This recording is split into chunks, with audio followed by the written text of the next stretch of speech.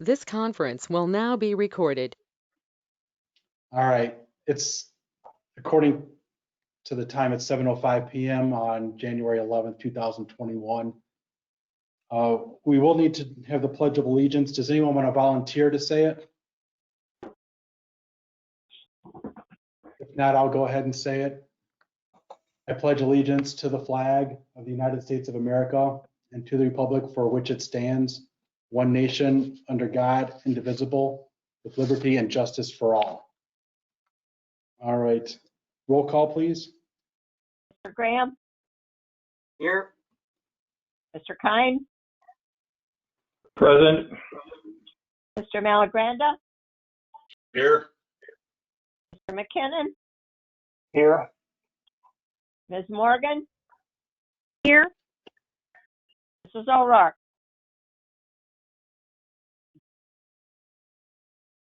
She's here, but I think she's muted. Julie, can you hear us? Julie, can you hear us? Hello?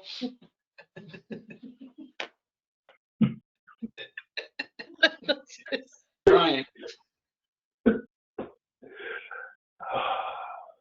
I'm sending her a Mrs. note. O'Rourke, Okay. did we find her? She's there, but she's not, maybe not hearing or muted Yeah, mic. she's physically present, but she can't hear us.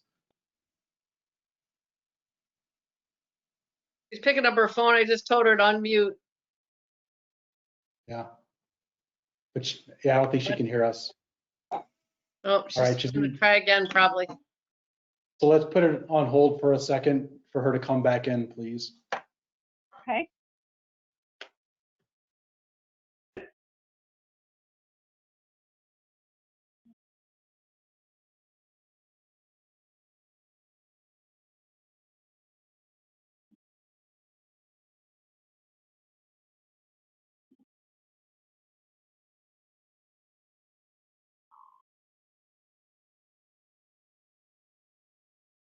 And Stan, you're present with Jeff.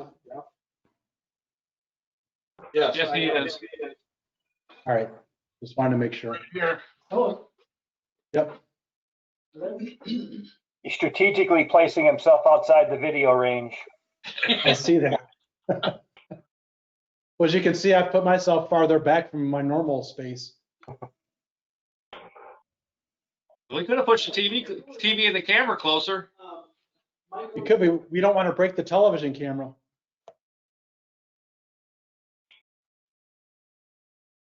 That's why I had it so far back.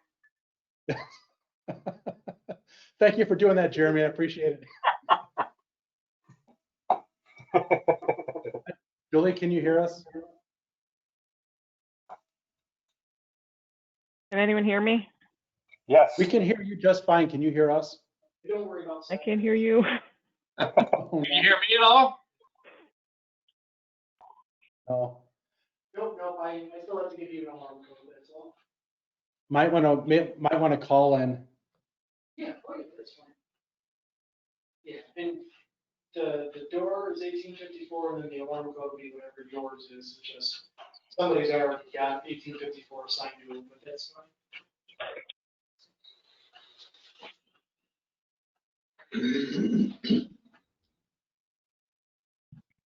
Well, Taser's gonna kill her here to say.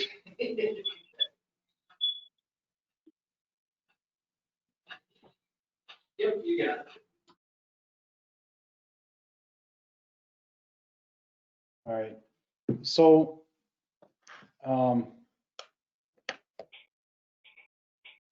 if Julie, if you cannot hear us, oh, you can? Okay, perfect. Okay. All right. So, Sally, why don't you go ahead and do the roll call for Julie, please? Mrs. O'Rourke, Here. Perfect. All right. Okay, everybody's present. We do have a quorum, and just want to state for the record that Governor Pritzker, I believe it was on Friday, did extend the declaration of disaster through a date in February 6, 2021. So we are still allowed to meet remotely for our meetings.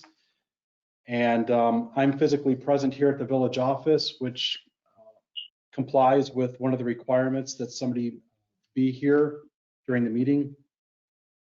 But we do have to have all votes as a roll call vote. Right. We'll move on to disclosure of conflict of interest. Does anyone have a conflict of interest that they're aware of for tonight? All right, if you do find that you have a conflict, please let me know as soon as possible. Any changes in the agenda tonight? Public Works has two adjustments. Item number 2, the recommendation to hire a candidate for a part-time meter reader position. I would like to take that into executive session and defer the action until executive session concludes and we're back in the general session. Okay, And number 2, I've got an item I inadvertently omitted that we can either take up on Public Works or as new business if needed, and that's just a quick discussion on the IGA amendment for the Rock River Water Reclamation District. why don't we take that up under new business then? Okay. And then I have an item that can be removed, and that is under item 13, which is table deferred items. Under my items of H, under president, number 1, Research Technology Manufacturing Park District. That's been included in the UDO, so we do not need to have that on that list anymore. For Any other- finance, item number 2, employee pay raises. Would like to move that into executive session.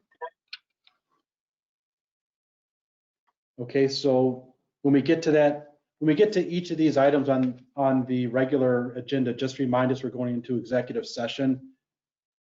I have a note next to each one of them, and then we'll take that up at the very end of the meeting then. Perfect. So far we have 2 items that are going into executive session. If we come across any other items during the agenda, we can always have those other items go into executive session if needed as well. Any other changes in the agenda?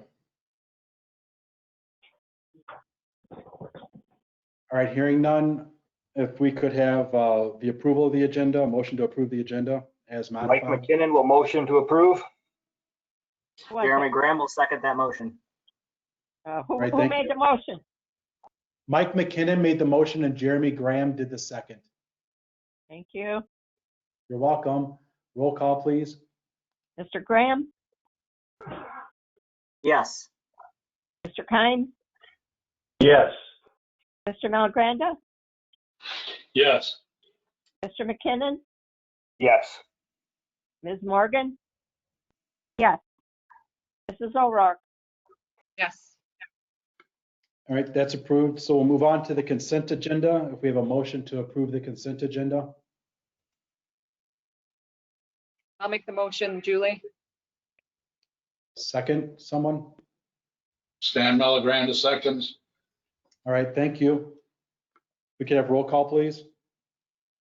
Mr. Kine, Yes. Mr. Malagranda, Yes. Mr. McKinnon, Yes. Ms. Morgan? Yes.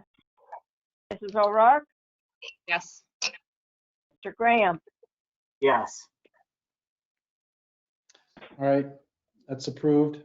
We have no public comment for tonight. We'll move on to committee reports. Public Works first. Okay, item number 1 is just to mention that the meeting minutes from last Monday's meeting are in the packet, and any details on some of the subject matter are included with that. Item number 2, on the recommendation to hire a candidate for the part-time meter reader position, we will defer to executive session. Item number 3, we have a motion by committee to recommend board approval of salt purchases not to exceed $12,000 from account number 01-52-514. All right, since that's coming from committee, we do not need a second. So any discussion regarding this motion? Hearing no discussion, roll call, please. Mr. Malagranda, Yes. Mr. McKinnon, Yes. Ms. Morgan? Yes. Mrs. O'Rourke, Yes. Mr. Graham, Yes. Mr. Kine. Yes. All right, that unanimous approval. Okay, the next item, while we did discuss it in Public Works, it is not a motion from committee, but rather I am making a motion that the board approves the engineering agreement with Fairgram for 2021 and authorizing President Eubank to sign the agreement. All right, do we have a second? Jeremy Graham will second. Thank you. Any discussion? This is an agreement that we've signed year after year. It does not obligate us to continue to use Fairgram as our engineer. However, since we are utilizing them, they do like to have this agreement in place for professional services. It just kind of sets out what their obligations are, what our obligations are. But we do have the right to terminate pretty much at any time. So if there's no other discussion, then roll call, please. Mr. McKinnon? Yes. Lost my place. Ms. Morgan? Yes. Mrs. O'Rourke, Yes. Mr. Graham, Yes. Mr. Kine, Yes. Mr. Malagranda. Yes. All right, Thanks. that's approved. And yep, you're welcome, and I'll sign that right now. Anything else from Public Works? Not at this time until we get further along in the meeting. Sounds good. All right, let's move on to Village Engineer. We've got your report. If there's anything else? Yeah, the only items are obviously at the last meeting, you guys approved us to move forward with the design on the 2021 Elida Street project. We've collected the topographic survey and the design is underway. So we're on track to get an early 2021 bidding for the project to hopefully secure some good contractor pricing. So that's in good shape. The only other item that I wanted to bring up is that we did get updated information from DCEO regarding the Rebuild Illinois grants. These grants that were supposed to have been awarded in August of 2020 now are looking to be awarded in the second quarter of 2021. Not sure why everything continues to keep getting pushed back.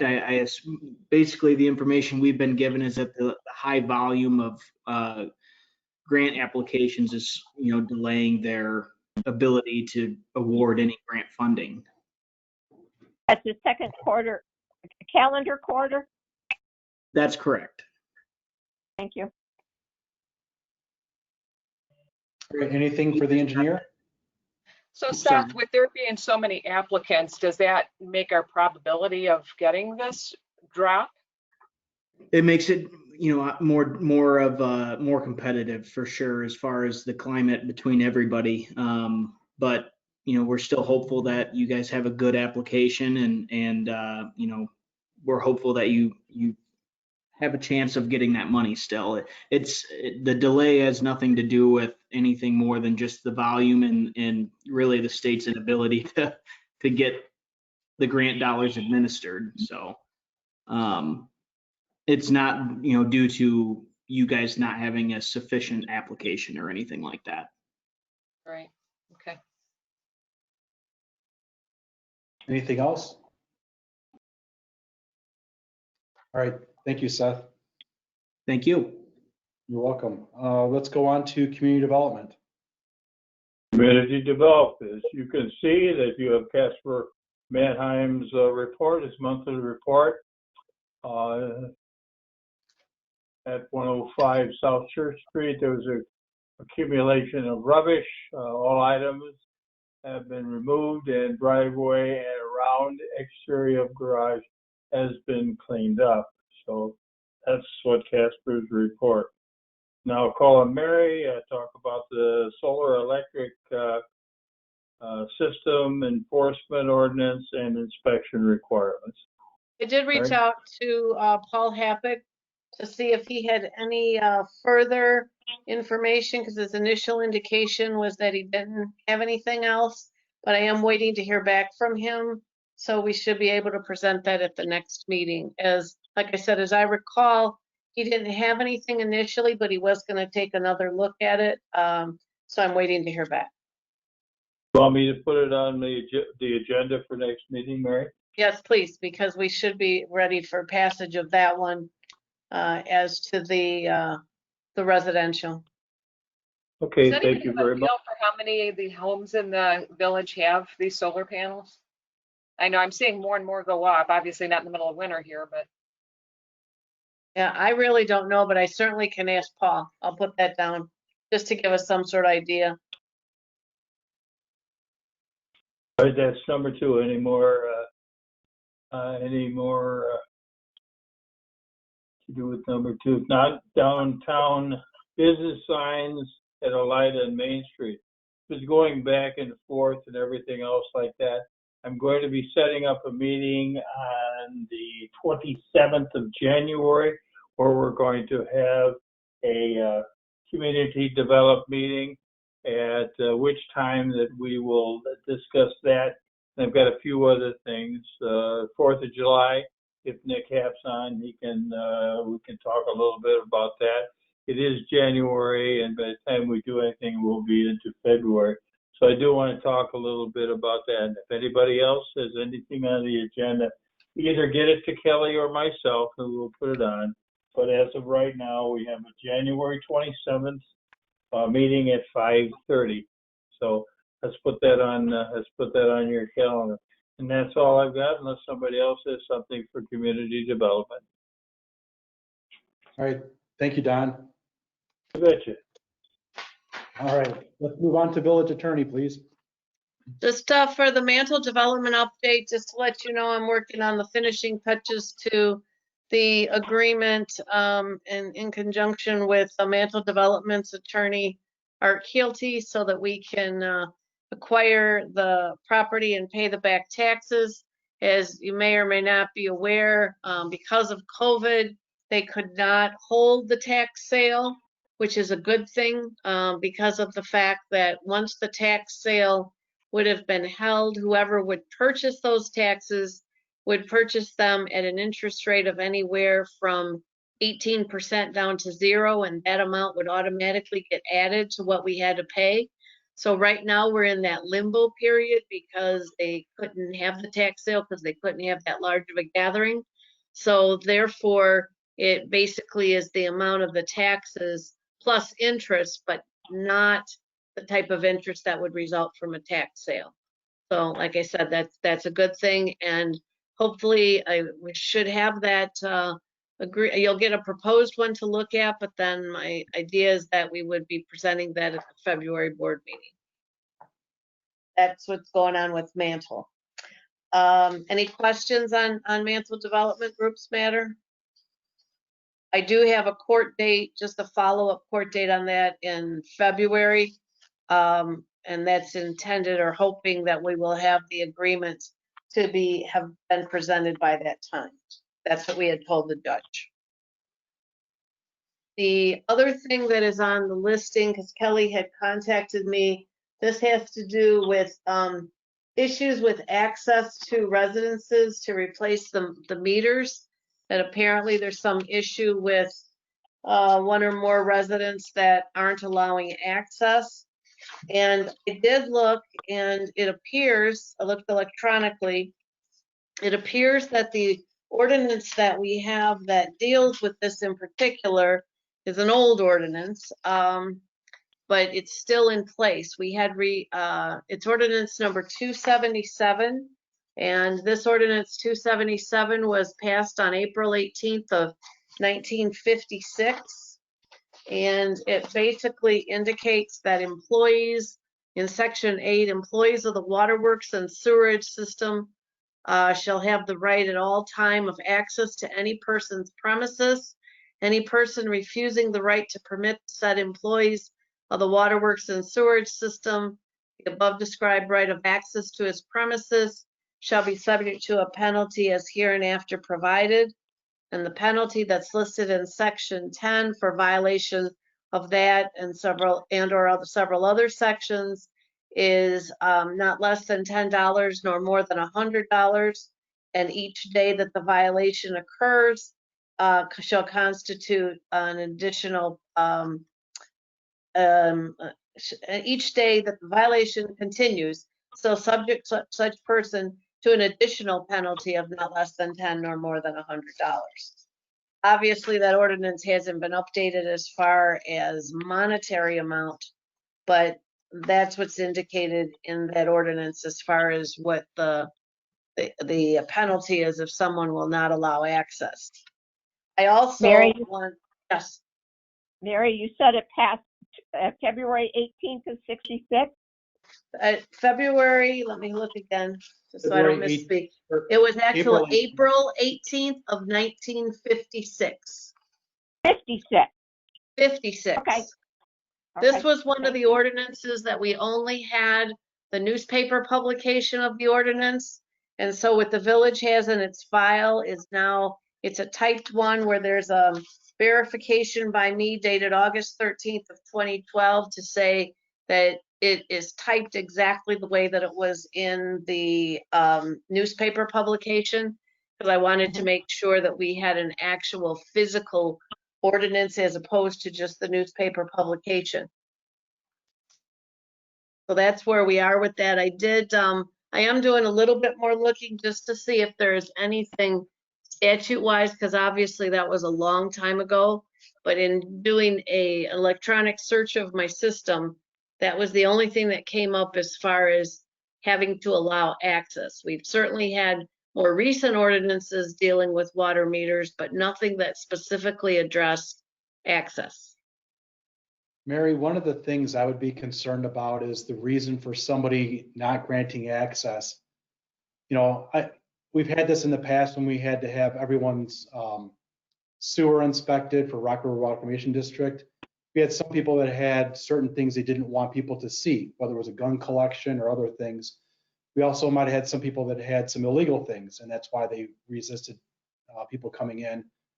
But now we've got COVID-19, and I could see that some people are concerned about their health, and they do not want someone from the outside coming in. So I would want to know what the basis is for someone refusing entrance.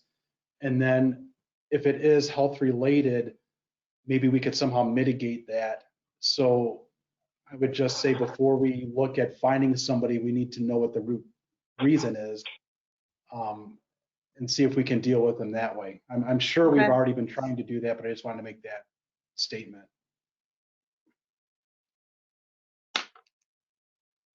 And that's all I have. Thank you, Mary. Mm-hmm. Anything for the village attorney? All right, let's move on to Finance Committee. Good evening, everybody. So the biggest thing on our agenda here is the 2021 budget. Now we will have to go into executive session for number 2 to finalize the budget to put forth for approval. But I'm going to reference the email that Sally Bennett sent out on January 6th, which has basically everything that you need. It has all the proposed budget, both expenses and revenues, an explanation of the RRWRD cash payments, and the budget highlights. So hopefully you all had a chance to look that over. I just want to quickly go over the highlights to let everyone know in case you did not have the opportunity. Of course, the budget balances, which is incredibly important. We have budgeted for the cost of a generator for the Village Hall, the new technology for the board meetings, which Frank is currently using, front office replacement, and the additional required technologies for the front office personnel. That includes the laptops for our personnel to be working from home, the addition of computers for our new employees up front, so on and so forth. Also in there, we have covered the Elida Street project in full, the cost of the new equipment that is required for O&M and streets. A lot of that equipment was supposed to be purchased this year, but due to unforeseen circumstances, it was pushed over to next year. So to include the sinking funds, all of the sinking funds are funded. A potential of a police training institute, sending somebody to that. The funding is in place for that. For community development, the back taxes for the Mantle Group, that has been figured out as well. As is the 25% required for the DCEO grant if we do get that. As was mentioned earlier, it might be later on down the road, but we do have that in place in case. And $15,000 toward the fireworks for the 4th of July. The only change that we would like to make is for the, I forgot about that anyway, the $1.5 million toward the RRWRD project. We have 1.3 set aside guaranteed, and we were looking at trying to increase it to a potential of 1.5 to help pay down the total amount. On the January 6th email did show a spreadsheet that Sally Bennett very nicely made up there, explaining with the down payment how much our payments would actually be and how much we would be saving.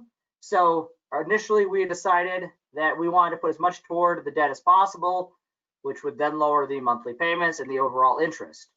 However, after looking at it more carefully, we are recommending from the committee that instead of it being 1.5, we're dropping it to 1.4 and taking the additional 100,000 that we are going to put toward this debt into community development for the potential growth of next year based off of the new property acquisition that we're hoping to get. Okay, That was just a so quick. Go ahead. go ahead, Sorry. Jeremy. No, I was just going to say, Go ahead. I was going to say, if there's anything else on that, fine. If we need to vote on the budget, then,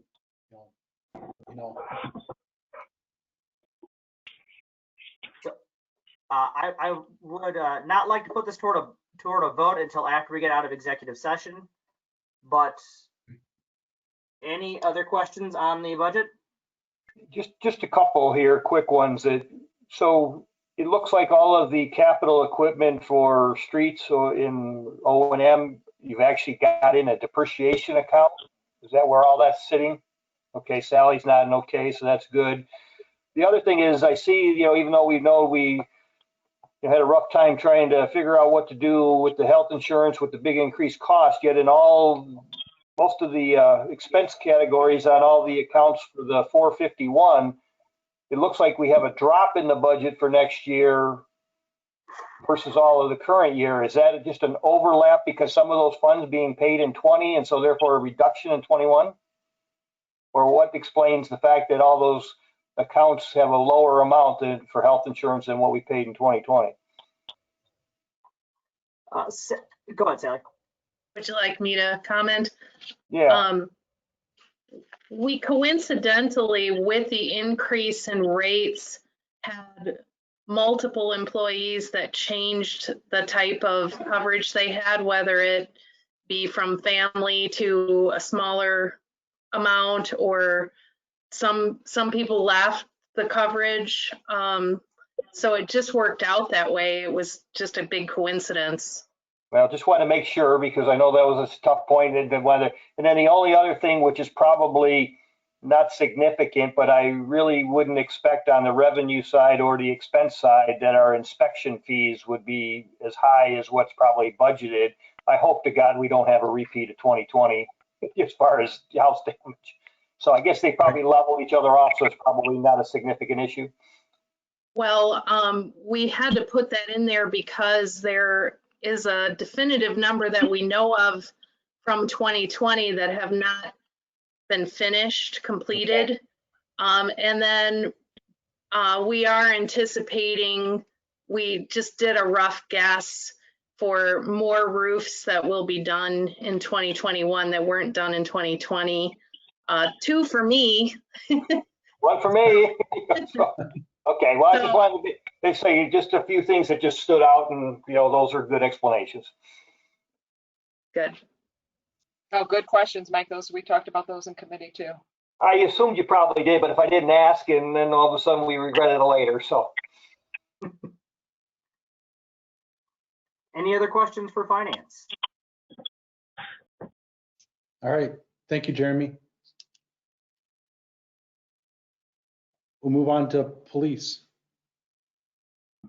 All right, number one is the sexual harassment training compliance. The deadline for that was December 31st of 2020. Just want to make sure everybody got that done, so we have that. I will attest I did not, so I'll get it done by the end of the week. Okay. I think Kelly Simons has a list of people that are compliant and those who are not. Is that correct, Kelly? That is correct, and I believe that Mike is the last one. I am compliant, I just haven't done the study because I'm not a resident, but I'll have it done by the end of the week. Thank you. Do that again. Number two is executive order use of force policy certification. This was on last month, and we had some issues with that, and we brought it back to committee. And are we okay with everything now, Julie? Yes, and I think Jeff put it all in the board packet too. So it looks like everything that was in that executive order, we have flexible policies in place. I cross-referenced, and Jeff, thank you for putting that little summary sheet together. That was very helpful to just check off and make sure we had everything covered. So I feel good that we have everything ready to submit for certification. Yeah, I didn't want to be here till 11:30 again tonight going over all that, so try to make it a little easier for everybody. And I've reviewed the same as village attorney, and it is complete. Chief White had given that to me. All right.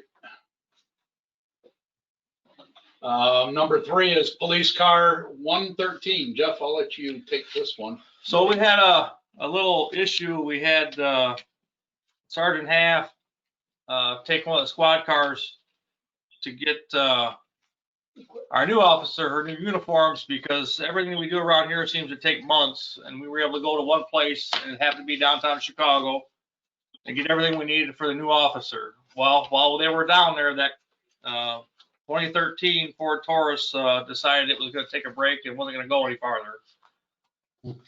So we ended up having to have that vehicle towed back here and have it repaired. Well, it ended up being a alternator that was no good. The total bill, including the tow, the alternator replacement, and a new battery, because I was advised their battery was no good any longer, was $1,500. I just want, so somebody sees something like that coming through, it's going to be separate, because $997 for the repair for the alternator, and then the battery I purchased separately, and of course the tow fee separate as well. But just so everybody knows that that vehicle did have an issue, so that's all back up and running. It's back in service. We don't have any further issues with it right now. So. All right, number four is generator for village office. Don't want to forget that, please. No, I think Jeremy covered that, including the cost of that in the budget, so I think we're good there. I just wanted to bring it up as a point so we didn't forget about it. We have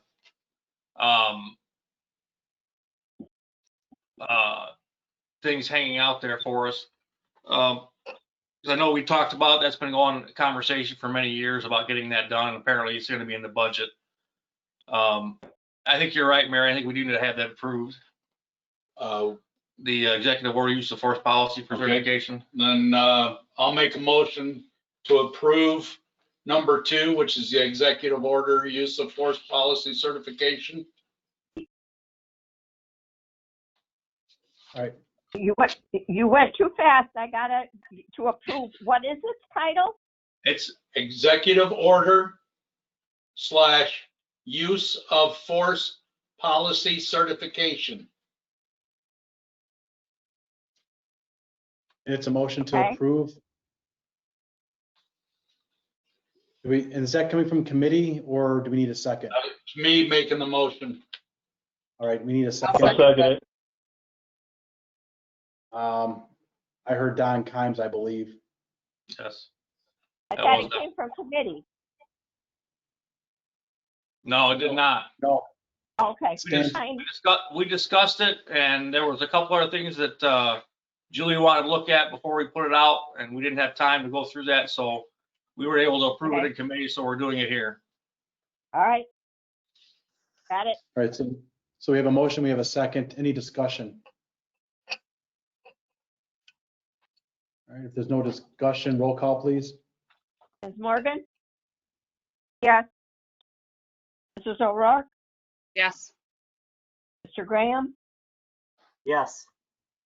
Mr. Kynes? Yes. Mr. Malagranda? Yes. Mr. McKinnon? Yes. All right, that's approved. Okay, we'll move on to number 5, MediaCom service reliability. So over the past, we started having issues some time ago with MediaCom, and it's kind of been, we've kind of blamed it on MediaCom. I'm not sure exactly where that's where the blame lies, but it seems to be the same issue over and over again. From January 1st of this year till the 11th of this year, which is today, we've had 8 times where the connection to MediaCom is either down or the modem for their system had to be reset. On the second, internet was down, or the internet was down from 9 p.m. to midnight. On the 4th, internet and VPN issues from 11:30 at night till 6 in the morning. Couldn't connect, had to reset the router at 5 o'clock in the morning on the 6th. Our VPN couldn't connect, router reset several times. I spoke to Sally Bennett earlier today. She tried to log in Friday, I don't know, after 6 p.m. and she could not get in to do work from home. At 1600 hours on the 9th, again, earlier in the day, we couldn't get in. We couldn't log in. The 10th, officers couldn't connect. Our systems for our RMS. And then today, officers have reported they had issues with the connection all weekend. So this is, to me, it seems like it's the high volume times of day. As you know, most people work during the day. So, and I don't know the percentage of people in this area that are working from home, but seems like after, 4 or 5 p.m. when more people are getting home, they're using their connections, they're using the internet. That's when the issues start to arise. And then on the weekends when people are home, it's the same type of setup. We're continually having to come in and reset the modem or router to get those connections back up. And sometimes they're just not able to be brought back up. You just have to wait them out. So I don't know if it's an equipment issue. Sergeant Happ has sent an email to all of our partners in this. County IT department, the Rockford City Rockford IT department, and our Rockford IT department to see if they can check and see if there's where the connection issues are, if it's coming from MediaCom or it's an issue from in-house here. So we're waiting to try and hear back from all 3 of those entities to find out if we can point the finger at the MediaCom connection or the MediaCom service. I don't see any issues in the past through the week. During the weekdays, it works fine. 6 a.m. to 4 p.m., we don't seem to have any issues. It's the high volume times. I think the bandwidth is getting overloaded once people get home. I can't confirm that, but that's my suspicion. But I just want to put that out there. I know we're going to keep this log going and see where it takes us, but we're going to keep tracking every time it goes out or if we have a connection issue or whatever. And then we will provide that to President Eubank so he can go to MediaCom to address those issues. This is one of the issues where we can, under the contract, terminate the contract if they cannot provide certain services for us. And so I talked to Jeff just before the meeting, and he's going to forward to me each of the times that we were not able to connect. And under the contract, if they're not able to cure within 30 days or a reasonable amount of time, then we can terminate the contract without any fees. And that was what was suggested by one of the employees at MediaCom when I talked with that employee before about terminating the contract. It'd be a better route to go since we wouldn't have to incur any fees in terminating. So once I receive the information from Chief White, I'll forward it to MediaCom, contact the person there, give them the notice. In that same part of termination, MediaCom has the ability at any time during the contract to cancel us, just giving 60 days notice, no ifs, ands, or buts. Or if they feel that the service is costing too much, they can terminate us. So I feel that we, even though we don't have that reciprocal right, we really should. And I'm going to point that out to them, that they won't be able to cure this problem. My suspicion, using Jeff's terms, is that they have not invested in our cable system over the years and will not be able to provide us with the internet speed that we actually need, or the continued dedicated service that we need to run our operations. So I will follow up and let you know what I find out, but I hope to have an answer before the next board meeting. I just want to throw out there too, just so you know, in circumstances where we have these issues, Nick Hath gets calls from home, which puts him on the clock, and sometimes he's coming to the office, so it puts him on the clock on overtime hours. So it's not only a connection issue, it's a salary issue for somebody to come in and try and correct a problem that sometimes we can and sometimes we can't fix. So. Yep. Okay. Number 6 is new officer, McWhirter. Today was her first day working, and Sally Huggins came in prior to the meeting and swore her in. So she is officially on duty now. You want to add anything to that? Nope. In fact, Sarah brought her parents in, and we'll share pictures with everybody so they can see that. But I think it's going to be a good start for a good relationship between her and us and the department. And she's a very huge addition to this department at this point. So we congratulate her and welcome her aboard.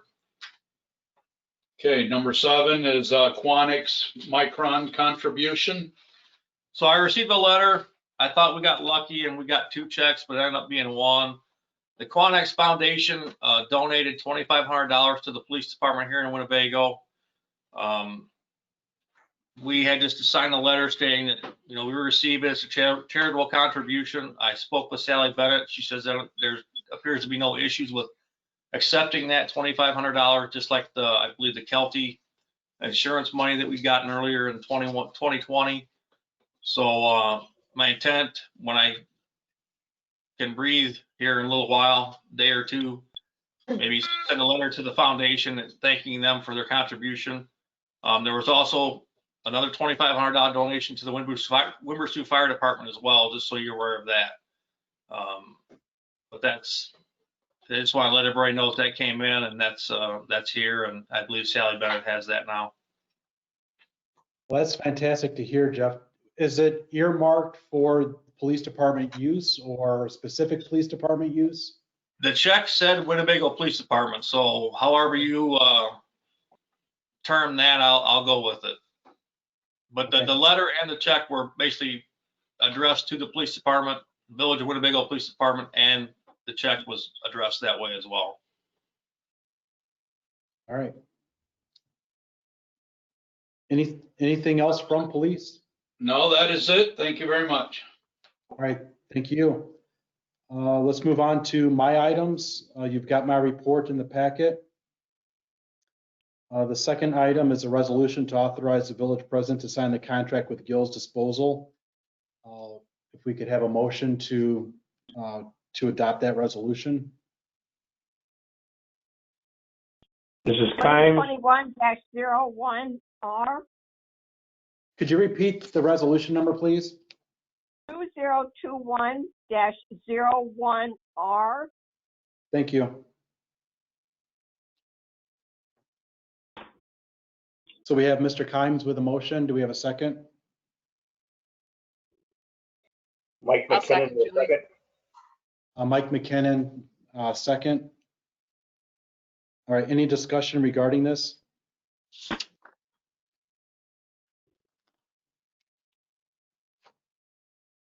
All right, if there's no discussion, roll call, please. Mrs. O'Rourke, Yes. Mr. Graham, Yes. Mr. Kine, Yes. Mr. Malagranda, Yes. Mr. McKinnon, Yes. Ms. Morgan. No. All right, so then that's approved.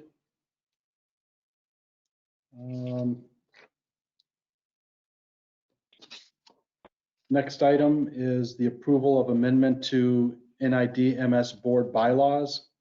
And if we could have a motion to approve that amendment.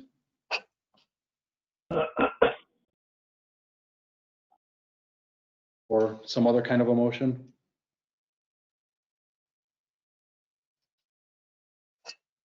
I'll make the motion to have you sign. Okay. Do we have a What is second? your motion? To allow Frank to sign, isn't that what we're doing? Yep. The amendment to the NIDMS board laws. Right. Okay, that's, I just didn't know what you said. I'm sorry. Authorized to sign. Yep. Do we have a second? Mike Jerry. McKinnon will second the motion. All right. And it was Mike, thank Mrs. you. O'Rourke that made the motion, right? Mrs. O'Rourke and then Mr. Kinnon seconded. Right, got it. All right. And this is just setting out the who has the votes, what the weighted votes are, and setting up the board. Any discussion regarding this?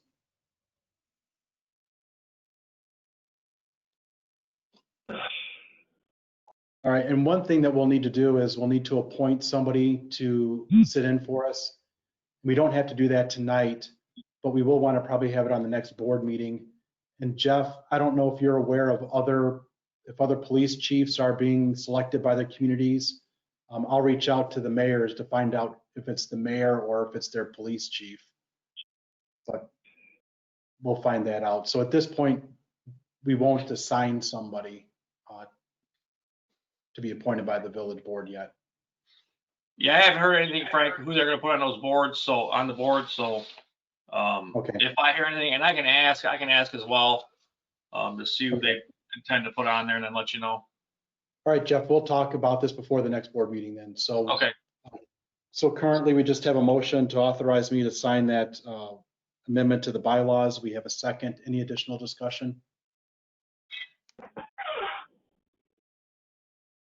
All right, hearing none, roll call, please. Mr. Graham, Yes. Mr. Kine, Yes. Mr. Malagranda, Yes. Mr. McKinnon, Yes.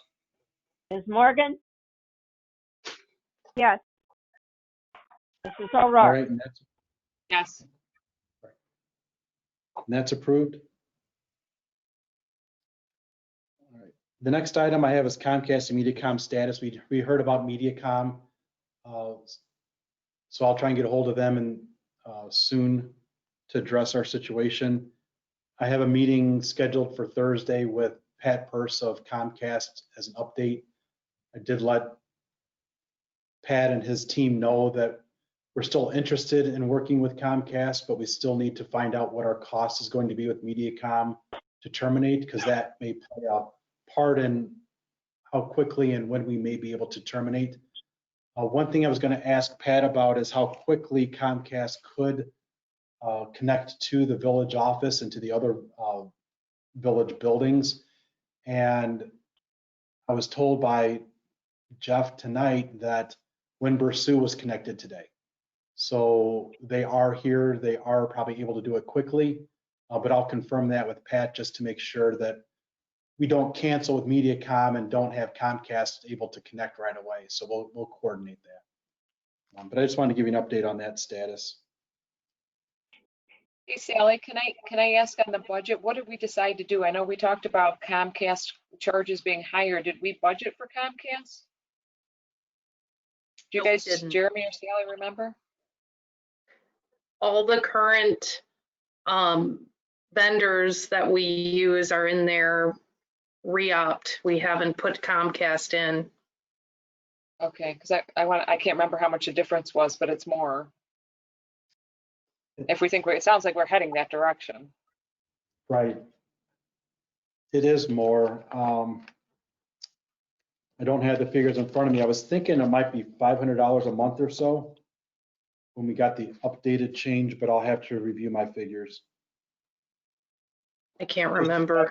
I seem to remember somewhere around $3,000 a year for the all-in. And I was thinking about $4,000 a year, so right in that ballpark. Yeah, Okay. if I have my notes here, it's this big packet. So Sally or anybody wants to email me about it, then I can take a look at my notes because I do have the figures here in my notes. I can get that out. So if somebody just wants to notify me, I can respond to that after the meeting.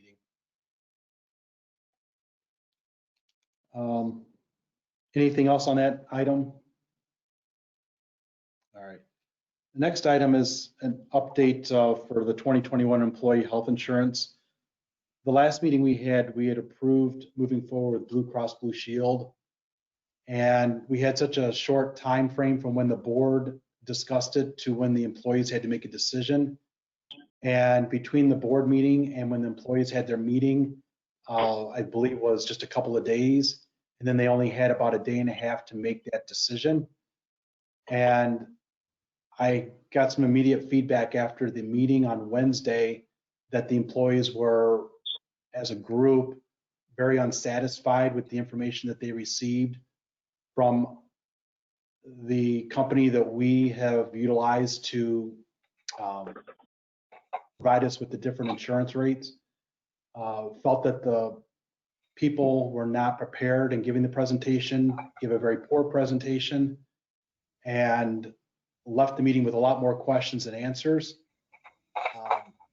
I felt really bad about that because I felt part of it was my fault and admin team, although Kelly Simons kept asking our provider for information back in October, but it was late getting to us. So I ended up contacting each of our employees, knowing that some were frustrated, and I did email all the employees. I did email all of the trustees, but I just wanted to put it out there that after talking to all the employees, they did agree to continue to use Humana rather than Blue Cross Blue Shield. It's a, I don't know if it's called a pre-ACA plan, but it's grandfathered in. If we stopped using Humana and then tried to go back, we'd be paying a lot more for that same exact plan. Blue Cross Blue Shield would have been detrimental to most of our employees with the programs that they wanted to have. I do appreciate there are a couple of employees that chose to go with Humana, even though Blue Cross Blue Shield would have been better, and they knew it, but they also knew that as a whole, it'd be better for other employees, so they chose to go with Humana. So I have to thank those employees for sacrificing themselves for the betterment of all the employees. I know it was a selfless act by you, and you know who I'm talking to. So thank you very much. But I also wanted the trustees to know that what I did, I didn't necessarily have board approval for, but I had every single employee in agreement, and it did not change the amount that the village was paying on behalf of the employees for insurance. So it did not incur any more cost or decrease any of our costs. It's the same exact amount we're spending. We just went with Humana rather than Blue Cross Blue Shield, but it was a time sensitive matter. We had to make the decision by Friday, late afternoon. So I made that decision. So I wanted to put it on the agenda tonight just to give an update. If there's anything that any of the trustees, if you want to say, that's fine. I did not get any response to my emails, but I also wanted to bring up the meeting in case someone wanted to mention it at the meeting. No, under the circumstances, I think you handled it correctly. And I know you have on the agenda for there to be a ratification. I think that would be a good idea, just so our records are real clear. Is that a motion, That Mary? somebody make a motion, yes, to ratify the change To use Humana to instead of continue Blue our. Cross Blue Shield.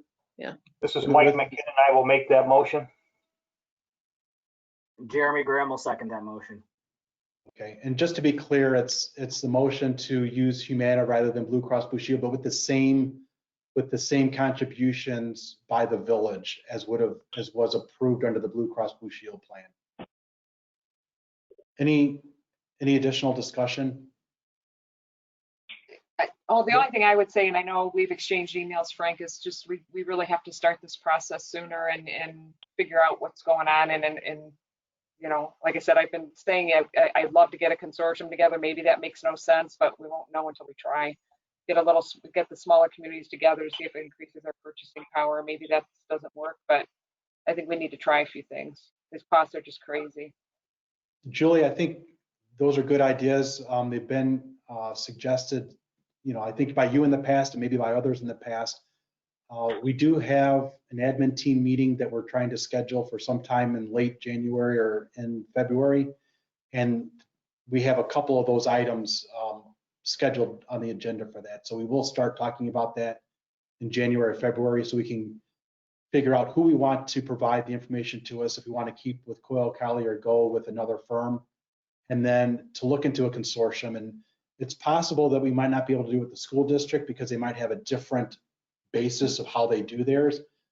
But we can see if we can maybe join another municipality or several municipalities because they may be more in line with our risks and our situation. So we definitely will see if that's an option and then report back to the board when we find some answers. Yeah, I know it's not the same thing, but when I worked at Alpine Bank, we went to all the smaller communities and encouraged them to bind together, and we would quote them a lower price on a 403B service, which they did, and we had about 12 smaller school districts in there. Winnebago was in there, and you know, those size school districts. So I would imagine that can work in insurance too, but that's not necessarily my field.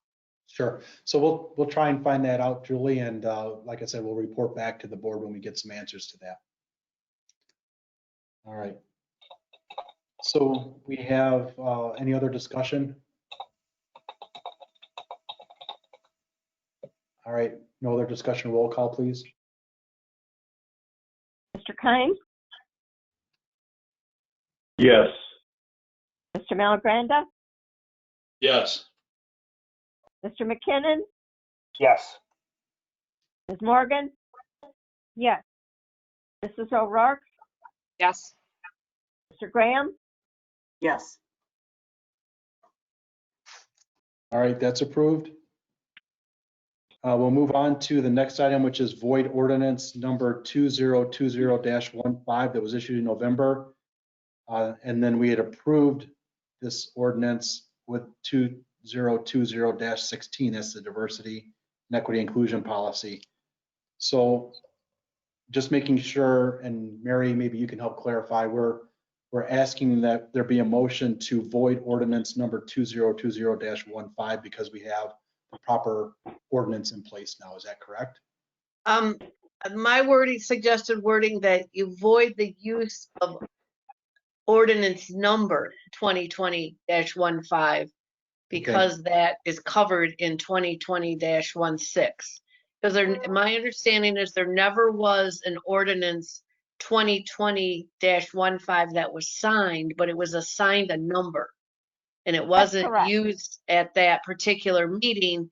And then when it was time for the next meeting, that was the one where it was an ordinance that Kelly had drafted. It was the IML model ordinance. She was out ill for that meeting and it wasn't caught that that number had already been assigned. So all we're trying to do is get rid of the number. Okay. Right. So, That's so we really need a my fault. motion. So we need a motion to void number 2020-15. To avoid the use of That number. the ordinance number 2020-15. So in our books for posterity, next to 2020-15 will be no ordinance. Correct. Okay. Okay. So do we have a motion? Jeremy Graham will make that ordinance. Or, I'm sorry, All right. make that ordinance. We'll make that. Motion. How about you make the motion? Oh, thank you. Mr. Graham moves to void Okay. the use of ordinance number 2020-15, correct? Yes. Okay. Do we have a second? Mike Julia McKinnon will second. Mike McKinnon, second. Any discussion? All right, roll call, please. Mr. Malgranda, Yes. Mr. McKinnon, Yes. Ms. Morgan, yes, Mrs. O'Rourke, Yes. Mr. Graham, Yes. Mr. Kynes, Yes. All right, that's approved. And then the last item I have under my items are future meeting dates. Public Works, Monday, February 1st at 4 o'clock.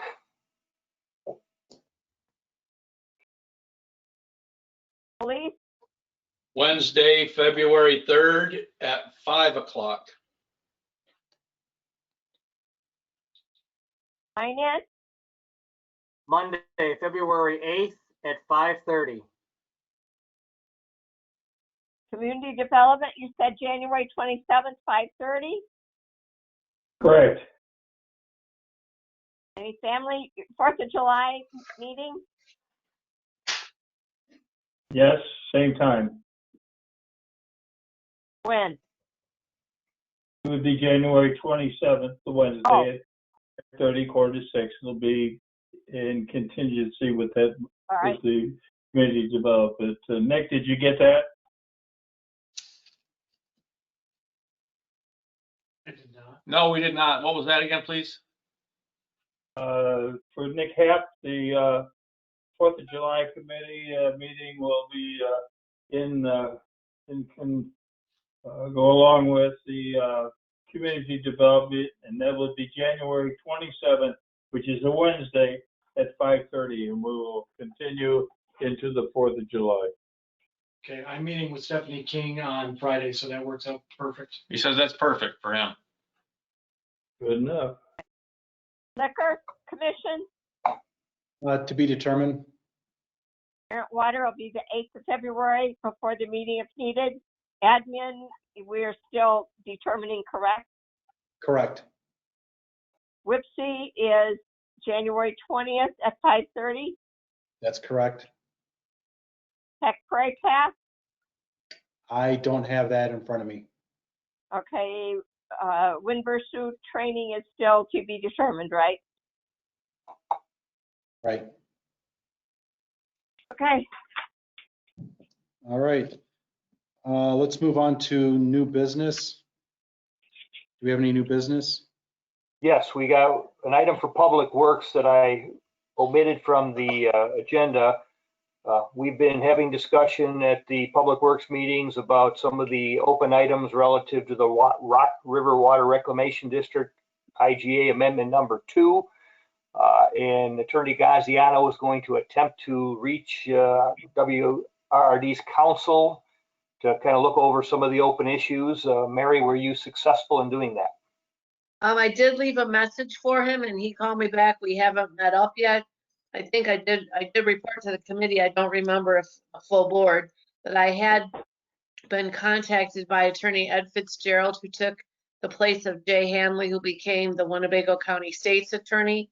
He originally reached out to me saying that he was the new guy on the block, so to speak, and that he knew that there were some items out there that needed to get resolved.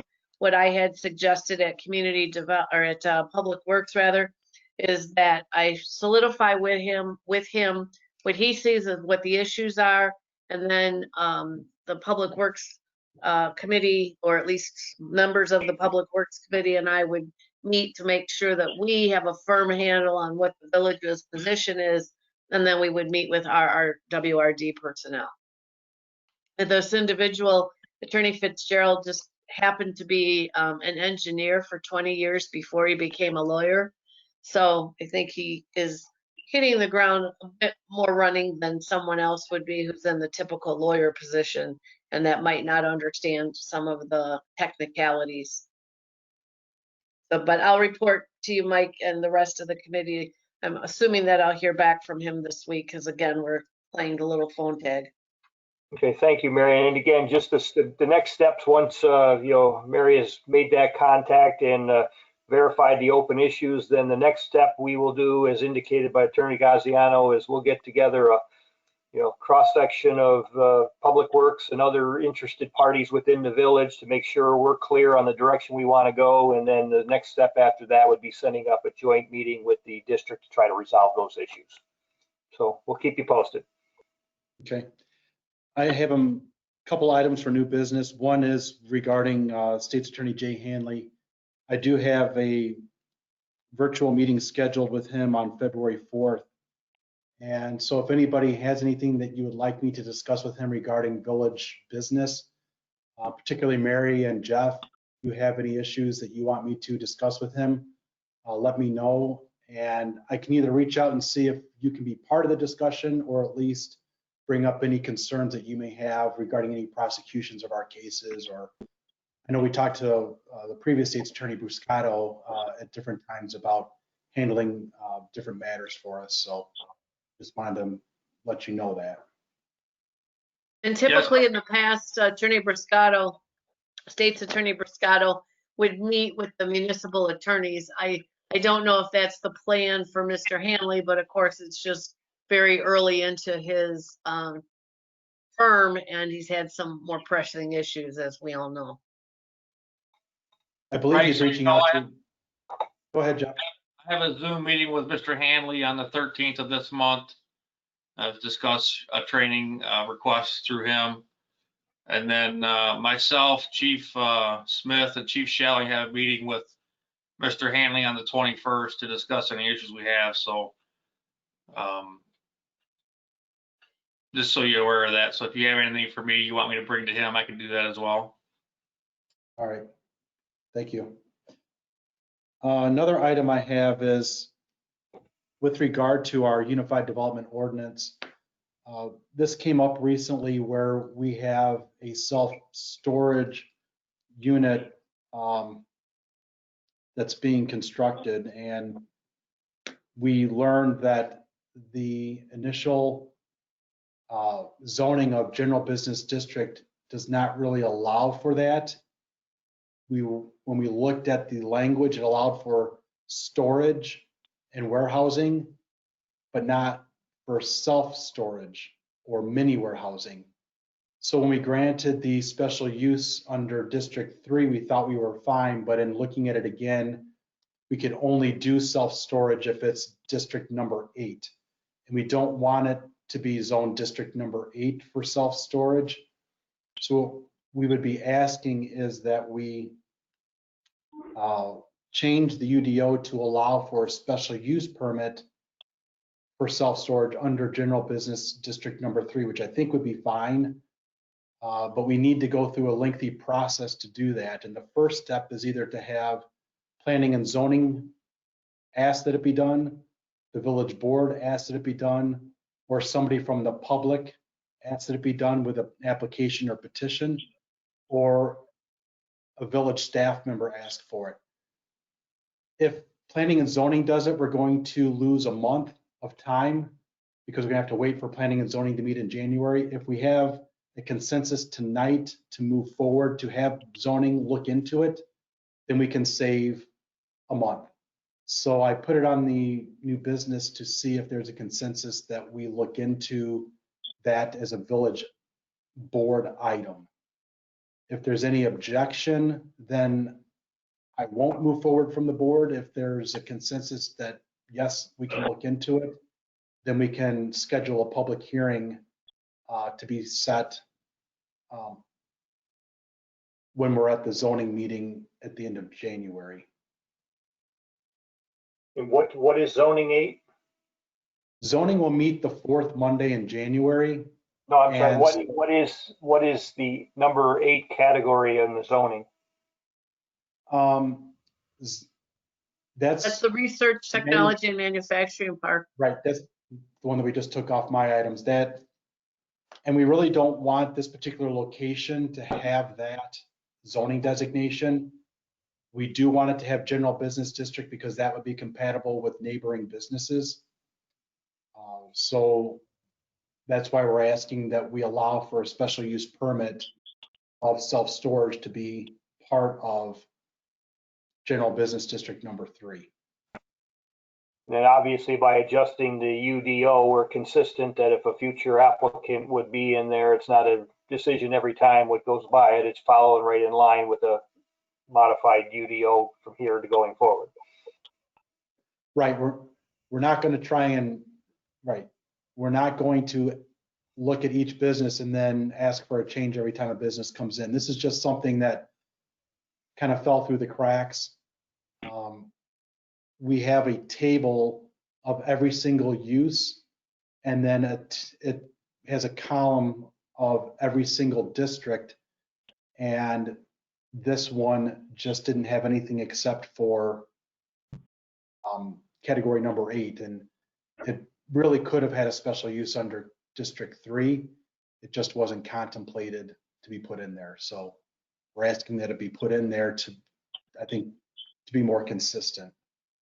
And we knew we were going to have some of these issues because when we did the UDO and it was based on another municipality's UDO, and then you see, you have all these tables that are brought in, invariably something's going to come that gets missed, or that may be more applicable to that community but not to ours. And so that's what was discovered, and that's why the request is being made, which I think is reasonable.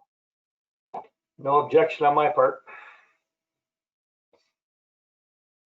Okay. If there's no objection, then what we'll do is move forward as a village board request to look into this by the Planning and Zoning Commission.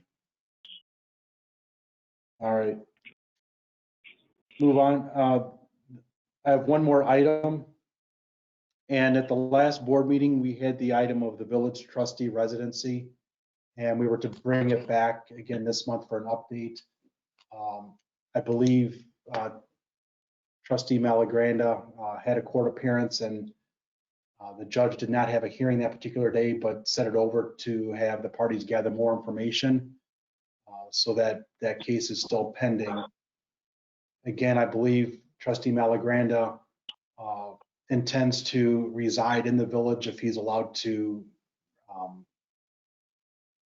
move into the house that he was living in at the time. I don't think that that's changed. And Stan, if there's any change to that, let us know. But I just wanted to report that that's the status of where things are at. Yeah, the next court date is January 20th. Okay, so just let me know what happens, Stan, and then we can report back to the village board as things change. I will do so. Thank you. Thank you. Do we have any other new business? I just had one thing I want to touch on. I don't know if anybody follows the legislature or anything like that, but on January 5th, House Bill 163 was considered. It's been so-called the police reform bill. 611 pages they have been trying to pass in the lame duck session of Congress. There's been an outpouring of opposition through a law enforcement field, the profession, the large entities, the Illinois Sheriff's Association, the FOP, Illinois Association of Chiefs of Police, and so on. This was a bill and an amendment that was put through that's still being in consideration. I just want to go over a couple of the points. My take on this, and I've talked to a couple people, this would be a disastrous effect on law enforcement in the state of Illinois if this bill were to pass. I've heard in some agencies speaking or talking to or hearing from the heads of those agencies that they would lose up to 80% of their staff because of this bill. I'm just going to go over a couple of the highlights of this, what the bill kind of consists of. It eliminates qualified immunity for police officers, expressly applies punitive, unbalanced civil penalties to police officers while denying them typical and customary protections like caps on attorney's fees. Creation of new state law right of action against law enforcement for alleged civil rights violation that is more generous than the federal section 1983 provisions. It includes for attorneys' fees, eliminates the state law and federal immunities, and resets the statute of limitation. Eliminates bail and basically mandates release. Defunds municipalities by removing funding sources and interrupting as much as 40% of the total local government distributive fund monies. Eliminates virtually all collective bargaining over subject except for wages for over 50,000 law enforcement officers in the state. Mandatory 1 hour access to 3 phone calls for detainees. Body cameras for all police departments without funding support. Penalizes municipalities for failure to comply by withholding LGDF funding.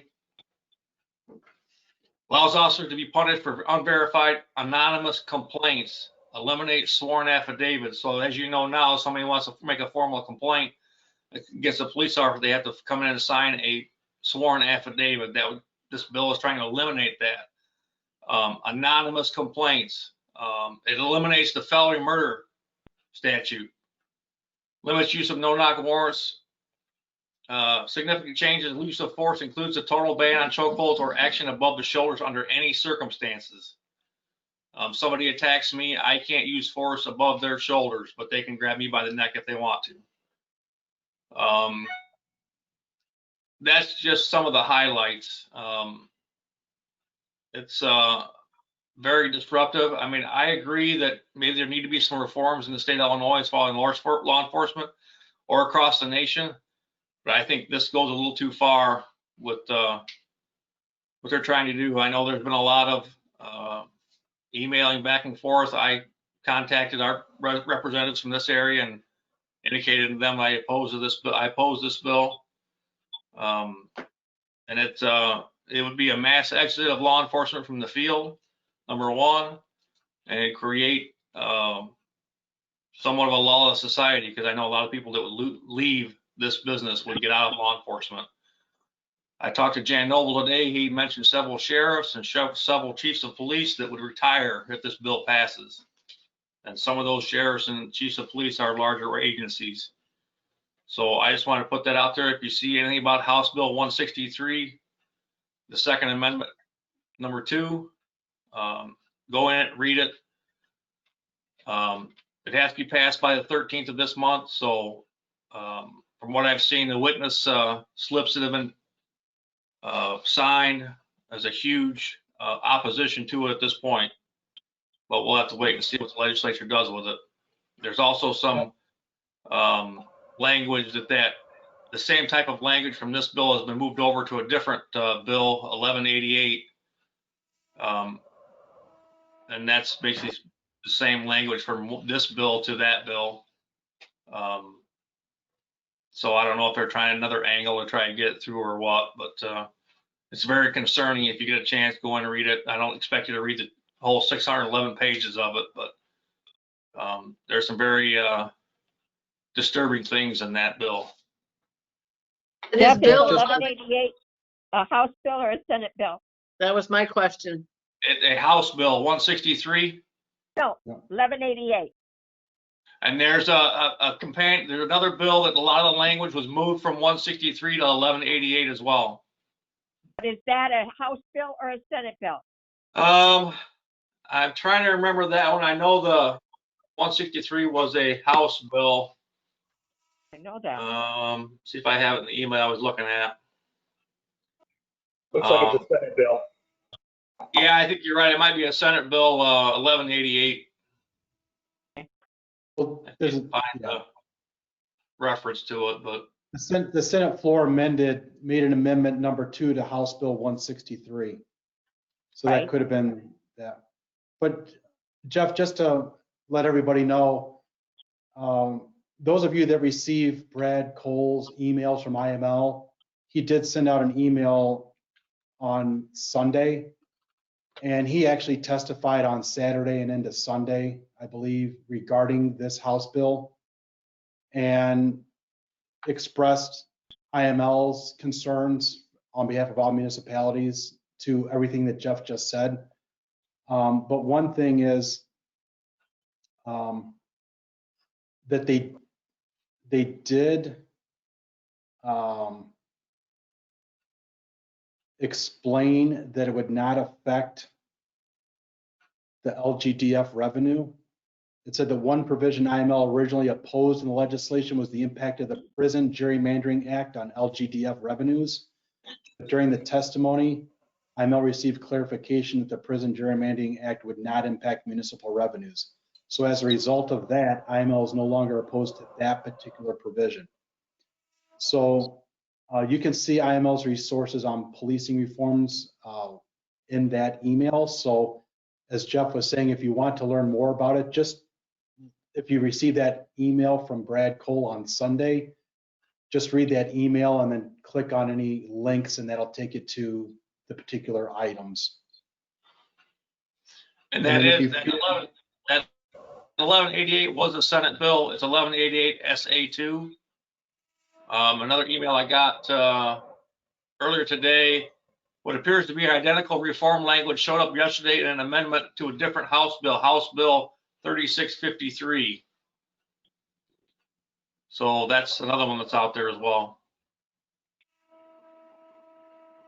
So again, if any of you are, want to, you can contact our local legislators and let them know your position. Thank you. Yeah, Thanks, Jeff went through a lot more detail with us in police committee. And to me, my response after he got through was, so this is basically eliminating the police without writing a one sentence bill saying, let's eliminate the police, because I don't know who would stay given what was Right. in that bill. It's basically Yeah. you leave yourself open and susceptible to anything. And you have no defense. Not only that, with legal and civil penalties, if you do something, I mean, it's taken way too Yeah, far that we can usually is. I can't imagine that they would pass it in its current form. And if they do, there's going to be a lot of issues. So we're going to have to monitor this and obviously talk to our representatives. I'm assuming that our local representatives that represent us are in opposition to this, but we can also reach out to those in the Rockford area that may or may not be supporting this. I believe Dave Vella is the new legislator that replaced Cabello, and I don't know Dave's position on this, but I do know him. I know Mary, you know him as well. That's correct. And this is largely along party lines. This is a Democrat bill. Yep. I know all the Republican legislators are against it. I can't say that every Democrat is in favor of it, but it basically is a Democrat bill. So I think it would behoove to. Sorry? Representative West was on the news tonight because he's one of the people backing it. Yeah. In the Black Caucus. Okay. Sally Huggins, just so you know, Alan Nyland joined the meeting as well too. I don't know how long ago, but I see his name on the screen here now. Yeah, I had his name down in the beginning. Okay. Okay. All right. So any other? All right. Thanks. Any other new business? The only thing, and this isn't new business, but since we're talking about the minutes, I do always write down when somebody leaves, and so I just wanted Sally to know that Seth left at 7:30 p.m. I realize he's a guest, not a voting member, but in case she needed that. 7:30? 7:30. Thank you. Mm-hmm. All right. So we do have a couple of executive session items that we need to move into, and I'm not extremely confident in my abilities to open up the executive session, but I'll do my best. We'll need a motion. Kelly, are you able to keep this meeting open for those that want to stay in the general session, or should I make Sally, if Sally's going to stay, should I make Sally the organizer? I can stay, that's not a problem. Okay, so what we'll do is those of us that are going into executive session, which I believe we only need, do we need Sally Bennett to be in executive session, Jeremy? Anything to do with the budget? I don't believe so, no. Okay, so we're just going to have the trustees, the village president, the clerk and the village attorney in executive session. Is that correct? Correct. All right. So what we need is a motion to move into executive session. Times, so moved. While we need a basis for moving into executive session, I have my notes here and now I can't find them. Well, it's for employment and something else. Salaries. Salary. Employee that's it. salaries and employment of a part-time meter reader. That's it. Okay. All right. So we need a motion to move into executive session for those two reasons. This is Kimes, so moved. Do we have a second? Mike Taylor, McKinnon. second. All right, Mike McKinnon, second. So any discussion? If no discussion, roll call, please. Mr. McKinnon, Yes. Ms. Morgan, Yes. Mrs. O'Rourke, Yes. Mr. Graham, Yes. Mr. Kynes, Yes. Mr. Malagranda. Yes. Okay, so those of us that need to check out, we can check out now and then go into executive session. All right, I'm going to stop recording because I don't think it can continue to record without me in it. All right, thank you. All right, This so we conference will have, now be recorded. we have Alan Nyland, we have Jeff White, we have Chad Insko, we have Sally Bennett, and we have Attorney Mary Gaziano. And then we have each of the trustees. You have me and yourself. Kelly is no longer with us. Kelly is also here. Yep. On top of what you already gave. We have Stan Malagrand is here too on my end, and so is Nick Half. Okay. So we're back into regular session on January 11th, 2021. It's 9:34 p.m. Having just come out of executive session. We have two items that are still on the agenda that we would like to address that we went into executive session for. And Mike, do you want to proceed with the first one? Yes. We have a motion from the Public Works Committee to recommend board approval that an offer of employment be made to Brian Zimmerman for the part-time meter reader position. The offer would be contingent on a satisfactory criminal background check if Mr. Zimmerman accepts the offer. The starting probationary pay rate would be $14.50 an hour with a target start date of January 18th of 2021.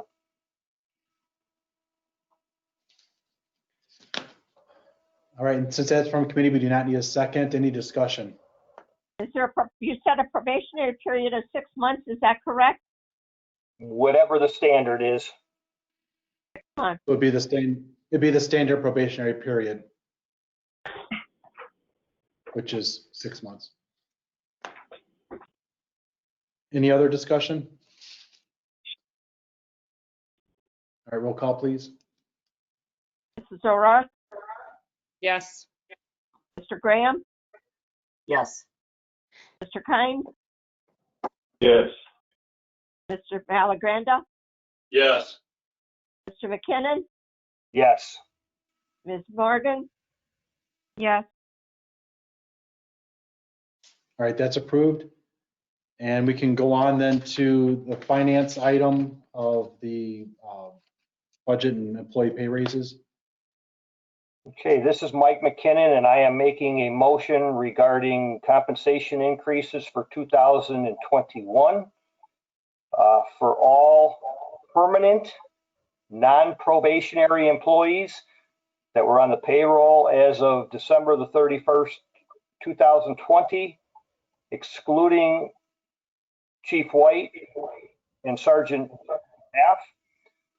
Each employee would receive a 2% increase to their pay rate effective January the 10th of 2021. There would also be an additional 3% lump sum payment, which would be paid at quarterly intervals to the employees at the end of each quarter pay period that they are still employed.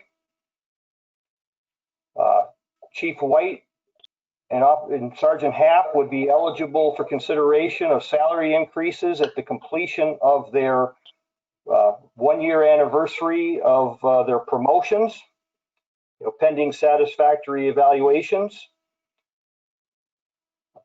Our new officer, Sarah McCorder, would not be included in this because we do have an agreement with her as far as what her compensation will be for the next year. Our 2 current part-time officers that are not complete their probationary period are not included because they will be given consideration at the conclusion of their probationary period. There is no consideration at this time for our contract employees through First Staffing. And temporary part-time employee Terry Reed would see an increase of $12 an hour to $12.50 per hour. All right, so there's a motion. Do we have a second? Jeremy Graham will second. All right, any discussion? Just for clarification, and I may not have heard it, but that is to be the quarterly payments that are to be made are based on 2020 earnings, correct? That is correct. If I missed that in my notes, I apologize. I know you said it the first time, I might have just missed hearing it the second time. Any other discussion? All right, hearing none, roll call, please. Mr. Graham, Yes. Mr. Kynes, Yes. Mr. Malagranda, Yes. Mr. McKinnon, Yes. Ms. Morgan. Yes. Mrs. O'Rourke. Yes. All right, so that's approved. I believe that's it for all the items on the agenda tonight. I would entertain a motion to adjourn. Do we need to approve the budget as a whole? If you wanted to, I wasn't sure if you were going to do that. We can approve the budget as a whole as presented. I believe we don't need to make any amendments to it. No, we do have those amendments that we talked about, right? They Comcast.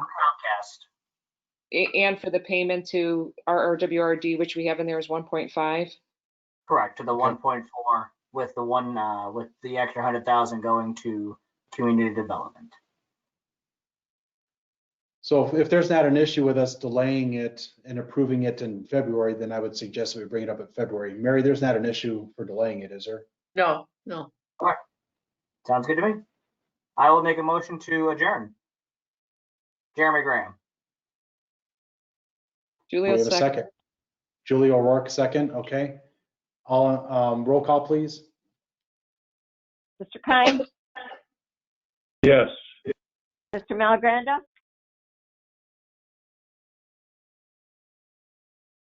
Mr. Malagranda, He already left the meeting. No, Jeff White has now arrived again. Sorry. Okay. He's Mr. with him. Malagranda, Yes. Mr. McKinnon, Yes. Ms. Morgan. Yes. Mrs. O'Rourke, Yes. Mr. Graham. Yes. All right. Well, thank you everybody for attending the meeting. I'm going to go ahead and stop the recording and everyone have a good night.